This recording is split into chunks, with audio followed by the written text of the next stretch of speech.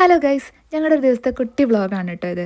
അപ്പോൾ രാവിലെ എണീറ്റപ്പോൾ തന്നെ ചായക്ക് കഴിക്കാൻ വെള്ളപ്പം ചിക്കൻ കുറുമയായിരുന്നു കേട്ടോ. വെള്ളപ്പം എന്താ അങ്ങനെയെന്ന് വെച്ചാൽ നാട്ടിൽ നിന്ന് വരുമ്പോൾ ഞങ്ങൾ വെള്ളപ്പച്ചട്ടിയൊക്കെ കൊണ്ടുവന്നിട്ടുണ്ടായിരുന്നു കേട്ടോ. പക്ഷേ ഞങ്ങളിപ്പം ഇൻഡക്ഷൻ അടുപ്പാണ് യൂസ് ചെയ്യുന്നത്. അപ്പോൾ അതിൽ സൂട്ടാവില്ല. അപ്പോൾ ഞാൻ പാനിലാണ് കേട്ടോ വെള്ളപ്പം ഉണ്ടാക്കിയത്. അപ്പോൾ അതൊക്കെ കഴിച്ചു. പിന്നെ ഞങ്ങളെല്ലാവരും പുറത്തേക്ക് ഇറങ്ങി കേട്ടോ. പുറത്ത് ഞാനല്ല, ഏട്ടനും മക്കളും ഇറങ്ങി. ഏട്ടന് ഇവിടെ ഗ്രാസൊക്കെ കട്ട് ചെയ്യാണ് കേട്ടോ. ഗ്രാസൊക്കെ നന്നായിട്ട് വളർന്നിട്ടുണ്ട്. അപ്പോൾ ഗ്രാസ് കട്ടർ വെച്ചിട്ടാണ് ഇവിടെ കട്ട് ചെയ്യുന്നത്. എല്ലാ മാസവും ഇത് കട്ട് ചെയ്യണം കേട്ടോ, അല്ലെന്നുണ്ടെങ്കിൽ പണി കിട്ടും, ഫൈനൊക്കെ വരും. അപ്പോൾ അതുകൊണ്ട് അതിൻ്റെ പണിയിലാണ്. കൂടെ മക്കളും ഉണ്ട് കേട്ടോ ഹെൽപ്പിനായിട്ട്.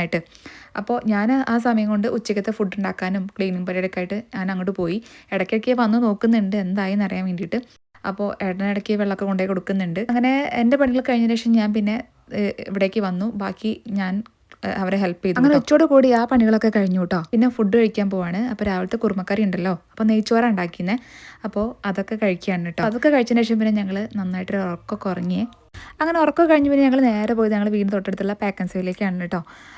അങ്ങനെ ഇവിടേക്ക് പെട്ടെന്ന് പോരാൻ കാരണം എന്താ വെച്ചാൽ കുറച്ച് സാധനങ്ങൾ വാങ്ങിക്കാനുണ്ടായിരുന്നു. മെയിനായിട്ട് കപ്പയും ബീഫൊക്കെ വാങ്ങിക്കാനായിരുന്നു കേട്ടോ. തലേദിവസം വീട്ടിൽ നിന്ന് വിളിച്ചപ്പോൾ കപ്പ ബിരിയാണി ഉണ്ടാക്കിയെന്ന് പറഞ്ഞിട്ടുണ്ടായിരുന്നത്.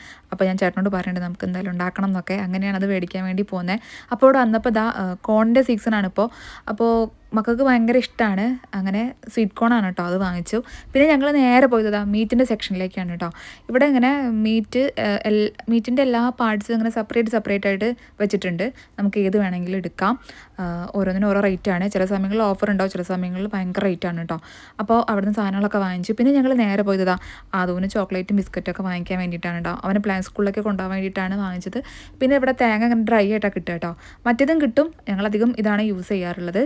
അങ്ങനെ ഇതൊക്കെ വാങ്ങിച്ചു. നമ്മുടെ നാട്ടിലത്തെ തേങ്ങേൻ്റെ ടേസ്റ്റ് അല്ല ഇവിടെ റോ ആയിട്ടുള്ള തേങ്ങ വാങ്ങിക്കുമ്പോൾ കേട്ടോ.